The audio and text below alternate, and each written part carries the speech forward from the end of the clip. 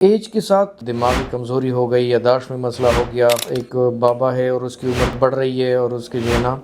دماغ سکڑ رہا ہے یا کم ہو رہا ہے یا اس کو دماغی کمزوری ہو رہی ہے، تو دماغی کمزوری ایک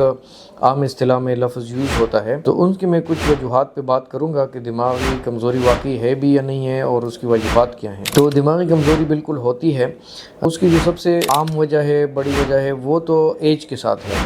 جس کو ہم سینائل ایٹروفی یا ایج وائز ایٹروفی کہتے ہیں، کہ جو ہی جتنی عمر بڑھتی ہے، خاص کر 40-50 کے بعد بہت جلدی جو دماغ کے خلیے ہیں وہ کم ہونے لگتے ہیں اور دماغ سکڑنا شروع ہو جاتا ہے۔ تو آپ اگر ایک جوان بندے کی یا بچے کی ایم آر آئی کرتے ہیں، ایک بندے کی جس کی ایج بہت زیادہ ہے کرتے ہیں، تو اس میں فرق ہوتے ہیں کافی، ان کے وزن میں بھی، کانٹینٹ میں بھی بہت کم ہو جاتا ہے، آپ کو دکھتا ہے، نظر آتا ہے،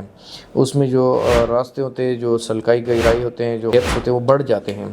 تو یہ ایک تو عمر کی ایک عام وجہ ہے، عمر کے ساتھ دماغی کمزوری ہوتی ہے۔ دوسری جو ہے مختلف بیماریاں ہیں برین کی،